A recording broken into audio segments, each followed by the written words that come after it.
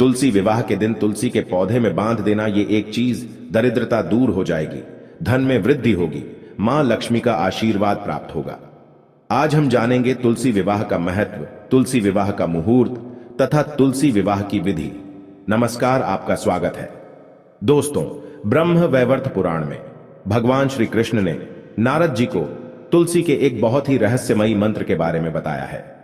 तुलसी विवाह के पश्चात इस मंत्र का उच्चारण करने मात्र से उसी क्षण व्यक्ति के सभी दोष समाप्त हो जाते हैं और उसकी दरिद्रता का अंत हो जाता है।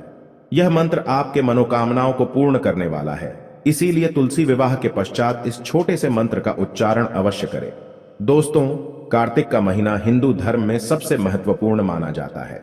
कार्तिक महीने में कई महत्वपूर्ण त्योहार और एकादशी का व्रत आता है, जिन्हें करने से भगवान विष्णु और मां लक्ष्मी की कृपा प्राप्त होती है। कार्तिक मास के शुक्ल पक्ष की एकादशी को देव उठनी एकादशी के नाम से जाना जाता है। इस एकादशी का महत्व सबसे अधिक बताया जाता है, जिसके बाद द्वादशी तिथि को भगवान विष्णु के शालिग्राम रूप के साथ तुलसी का विवाह संपन्न किया जाता है। इसे त्योहार को हम तुलसी विवाह के नाम से जानते हैं। यह दिन सभी विवाहित दाम्पत्यों के लिए महत्वपूर्ण होता है। देव उठनी एकादशी के दिन भगवान विष्णु 4 महीने की योग निद्रा के बाद जागते हैं और तभी से सभी मांगलिक कार्यों की शुरुआत होती है। इसीलिए सबसे पहला मांगलिक कार्य भगवान विष्णु और तुलसी का विवाह किया जाता है।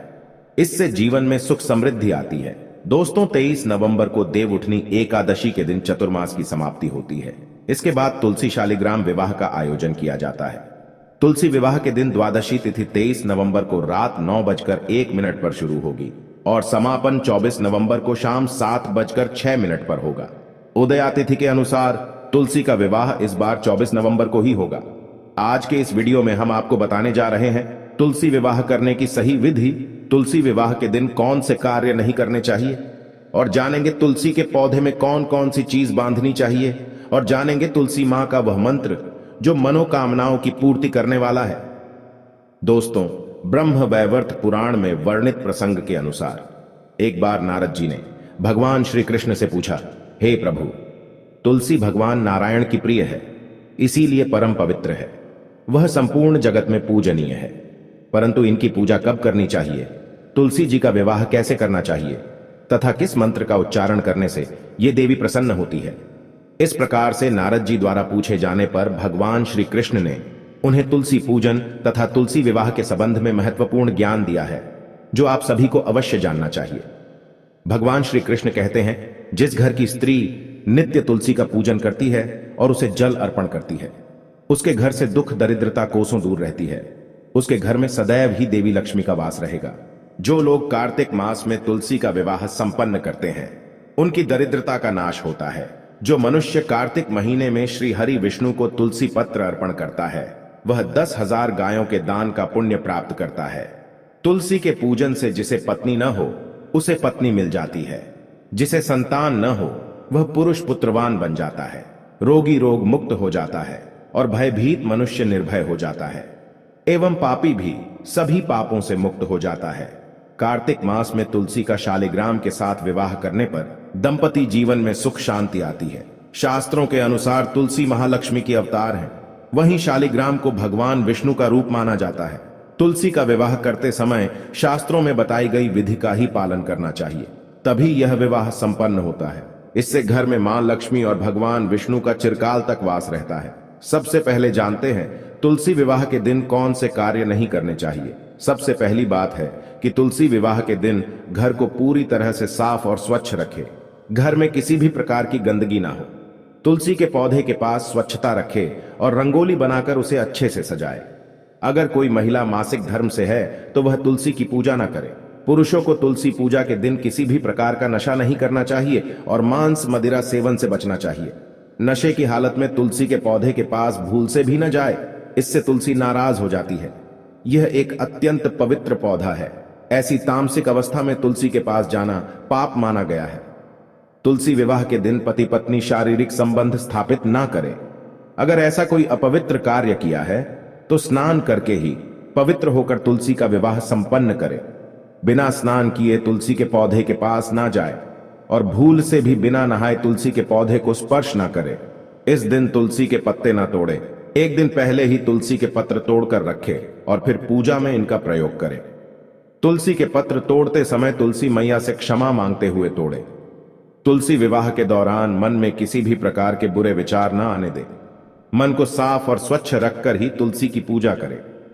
रात्रि में तुलसी के पौधे को स्पर्श न करे अथवा उसके पत्ते न तोड़े, ऐसा करना अशुभ माना गया है।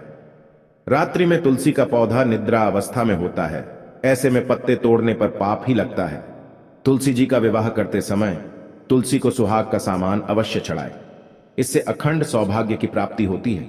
तुलसी विवाह के दौरान तुलसी के पौधे के पास शालिग्राम रखे और उस पर तिल चढ़ाए। पूजा में तुलसी और शालिग्राम को दूध में भीगी हल्दी का तिलक अवश्य करें। शालिग्राम पर तुलसी पत्र रखकर चंदन लगाना चाहिए। तुलसी का विवाह शाम के समय करना ही सर्वोत्तम होता है। तुलसी के गमले के पास गन्ने रखकर मंडप बनाया जाता है। इसके बाद तुलसी के पास शालिग्राम रखकर तुलसी का विवाह संपन्न किया जाता है। विवाह के दौरान तुलसी और शालिग्राम पर अक्षत और फूल डालने चाहिए। विवाह के सभी नियमों का पालन जरूर करना चाहिए। तुलसी विवाह के बाद भगवान विष्णु की आरती करें और प्रसाद में तुलसी पत्र डालकर उन्हें भोग लगाए। उसके पश्चात 11 बार तुलसी की परिक्रमा करें। तो इस प्रकार से आप तुलसी का विवाह संपन्न करें। वहीं इस दिन कुछ खास उपाय करने से वैवाहिक जीवन से जुड़ी समस्याएं खत्म हो जाती हैं, जिसके परिणाम स्वरूप शादीशुदा जीवन में हमेशा खुशहाली बनी रहती है। तुलसी विवाह के दिन सुख, शांति और समृद्धि के लिए तुलसी मां को चुनरी अवश्य चढ़ानी चाहिए। अक्सर लोग घर में तुलसी का पौधा तो लगा देते हैं, लेकिन उनसे यह गलती हो जाती है कि वे तुलसी मां को चुनरी नहीं चढ़ाते हैं, जिसके कारण उन्हें तुलसी लगाने का शुभ फल प्राप्त नहीं हो पाता है। हमेशा ध्यान रहे कि तुलसी का पौधा चुनरी के बिना अधूरा होता है। तुलसी केवल एक पौधा नहीं है, बल्कि वह देवी है, विष्णु पत्नी है। उन्हें हम अपनी माता मानते हैं, इसीलिए तुलसी को चुनरी अवश्य ही चढ़ानी चाहिए। इससे पति पत्नी में प्रेम और विश्वास बढ़ता है। घर में रहने वाली महिलाएं सदा सुहागिन और सौभाग्यशाली रहती हैं। लेकिन तुलसी को चुनरी चढ़ाते समय आपको यह बात ध्यान में रखनी चाहिए कि आप तुलसी को लाल रंग की चुनरी ना चढ़ाए। लाल रंग का संबंध मंगल ग्रह से होता है और बुध ग्रह तुलसी से संबंधित होता है। मंगल और बुध ग्रह मित्र नहीं है। बुध के अनुकूल शुक्र ग्रह और शनि है। इसीलिए तुलसी पर लाल चुनरी कभी नहीं चढ़ानी चाहिए। आप तुलसी पर हरे रंग की, पीले रंग की अथवा नीले रंग की चुनरी चढ़ा सकते हैं। लेकिन कई लोग पुरानी फटी हुई चुनरी तुलसी पर बांध देते हैं। ऐसा करना भी अशुभ होगा। तुलसी पर नई चुनरी ही बांधनी चाहिए। तुलसी पर चुनरी बांधने के लिए एकादशी का दिन सर्वोत्तम होता है। आप किसी भी एकादशी के दिन नई चुनरी लाकर उसे तुलसी के पौधे में बांध दें। इसके आपको कई गुना अधिक लाभ प्राप्त होंगे। तुलसी को बिना चुनरी के कभी ना रखें। अगर चुनरी पुरानी हो जाए तो चुनरी को एकादशी के दिन ही बदलना चाहिए। तुलसी विवाह के दिन एक पीला रंग का धागा लेकर अपने शरीर की लंबाई के बराबर नाप कर काट लें। इसके बाद उसमें 108 गांठ लगा दें और फिर तुलसी के पौधे के नीचे बांध दें। इसके साथ ही अपनी मनोकामना कहें। जब आपकी मनोकामना पूर्ण हो जाए तो इस धागे को खोलकर जल में प्रवाहित कर दें।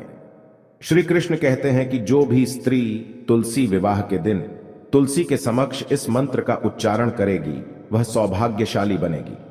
जो भी पुरुष तुलसी के सामने इस मंत्र का उच्चारण करेगा उसे अक्षय धन की प्राप्ति होगी। तुलसी का यह मंत्र मंत्रराज कल्पतरु है। यह समस्त फलों को प्रदान करने वाला है। जो भी तुलसी के सामने इस मंत्र का उच्चारण करेगा उसे संपूर्ण सिद्धियां प्राप्त होगी। वह मंत्र इस प्रकार है: श्रीम ह्रीम क्लीम ऐं वृंदावनये स्वाहा। इस मंत्र का जाप करने मात्र से उसी क्षण व्यक्ति के समस्त पाप नष्ट हो जाते हैं और उसकी दरिद्रता समाप्त होकर अपार धन संपत्ति की प्राप्ति होती है। तुलसी विवाह के दिन तुलसी के पौधे में थोड़ा सा कच्चा दूध अर्पित करें। दूध चढ़ाते समय ओम नमो भगवते वासुदेवाय इस मंत्र का जाप अवश्य करना चाहिए। तो दोस्तों, इस प्रकार से आप भी तुलसी जी का विवाह अवश्य संपन्न करें। मां लक्ष्मी और भगवान विष्णु की कृपा आपको प्राप्त होगी। उम्मीद है आपको यह जानकारी अच्छी लगी होगी। वीडियो को लाइक जरूर करें। कमेंट में जय मां तुलसी और जय श्री कृष्ण अवश्य लिखें। साथ ही चैनल को सब्सक्राइब करना न भूलें। आप सभी का धन्यवाद।